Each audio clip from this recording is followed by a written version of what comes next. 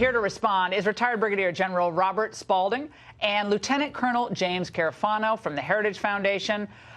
James, you believe that Bolton was actually promoting Trump's America First policies, but if that was the case, why is he gone? Well, first of all, my heart's broken here. I mean, this is like the captain and Tennille breaking up. I mean, I love the yin and the yang of Bolton and Trump. I thought that dynamism actually worked really well.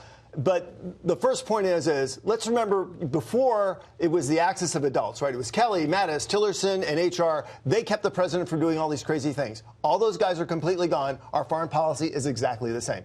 Now that Bolton's gone, it'll be exactly the same. That's because it's Trump's foreign policy. And although it didn't work out, and I'm sad about that, there were things that Bolton really did help advance the agenda, pulling out of INF. He was great on China, by the way. Bolton on China is fabulous. Awesome. And so we're like so simpatico on that issue. That's fine with me. Really strong on Brexit, really helped push, with Boris Johnson on Brexit. So there were a lot of areas where he helped. But you see what I'm saying, though, General? Like that, when this news broke, it didn't surprise any of us. But the media acted like Pence resigned or something. It was wild to see. It's chaos. You were there with McMaster. You were at the National Security Council when McMaster was there. So what do you say about all this?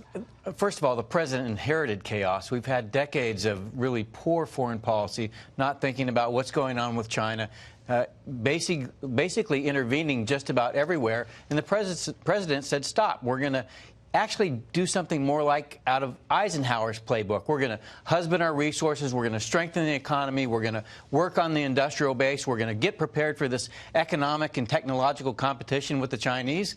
And we're going to stop being everywhere, except the national security establishment said, no, we want to be everywhere. Have they not opposed him almost every step of the way? Every step of the way.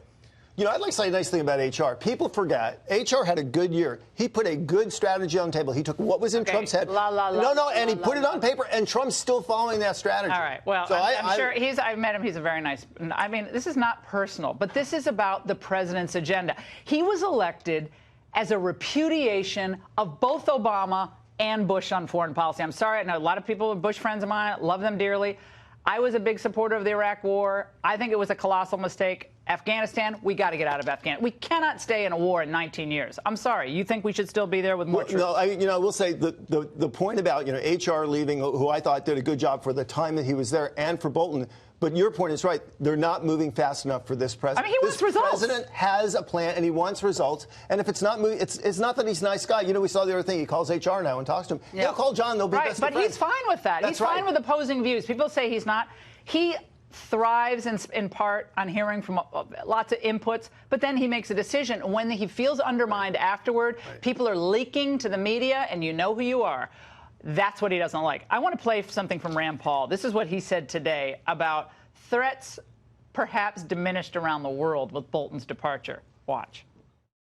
I think the threat of war around the world is greatly diminished with Bolton out of the White House. I think he had a naive point of view for the world that we should topple regimes everywhere and institute, democratic governments, and we would make the world perfect or remake the world in our image. And frankly, it just doesn't work that way. See, here's where I disagree. It's Trump's policy, not Bolton's. Trump doesn't want to fight useless wars. But look, he wasn't. Bolton wasn't going to launch a thermonuclear weapon. This is the president's decision, and the president made that point several times over the last several months when Bolton was here. And so I want to talk now about what Jim Acosta said and scolding Steve Mnuchin today. Watch. I think we have it. Is this national security team a mess? Absolutely not. That's the most ridiculous question I've ever heard. The national security team, which is what you asked, consists of the National Security Advisor, the Secretary of Defense, the Secretary of State, myself, the Chief of Staff.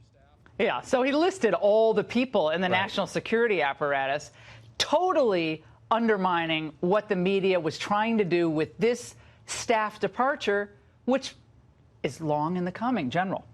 Well, I think that, so back in 2014, we looked at what was going on with what was happening in China, everything that was going on with all these interventionist wars that were going on across, and we realized that we needed to be focused on building the country, building our strength, and the president, it was strange because 2016 he starts talking about investing in the country, building the strength, taking care of the American people. And it was everything that we had been looking at in the Pentagon. So he has this kind of sixth sense on where we need to go with the strategy, I have to say. And the people of the country, James, I think every poll shows this.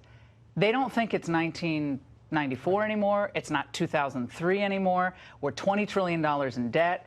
And yet we have folks, you know, former Bush people, and they're running websites like, oh, we've got to put more troops in Afghanistan. I heard that the other night. I think it might have been on this network. Yeah. I almost fell over. I said, are you kidding me? Those days are gone. They're never coming back. I've heard from people that said we should take them out, and then like a week later they say, well, we need to put them back in. Well, because whatever Trump wants, they want the opposite. But see, there's the disconnect between Washington and the American people. Washington focuses on this process. And you hear all those comments, where they're on the comment, we don't like his style points. What Americans look at is he delivering, and they like that he's delivering. All right, I got one more thing I want to play, if we can, guys. I want to play this. Condoleezza Rice was on CBS this morning. She was doing the rounds. She has a book out. And so she gave a bunch of kind of fun interviews. Well, this is one I think that the president might have missed, this particular clip. Let's watch. I've seen the return of what I've called the four horsemen of the apocalypse. Populism, I'll say nativism, not nationalism, isolationism and protectionism. We did that before. It was the period between World War I and World War II. Led to a Great Depression. It led to war. Okay, General, the Great Depression might be coming, I guess, if we don't put 100,000 more. Well, the Great Depression's here. It's been here. Actually, since 2001, when China entered the WTO, we lost over 70,000 factories, 3.4 million manufacturing jobs. We can't even make circuit boards for F-35s. That's how poor our industrial base has become. When did that happen, General? When did China come under the WTO? 2001. Yeah, we got it. All right, guys, thank you very much.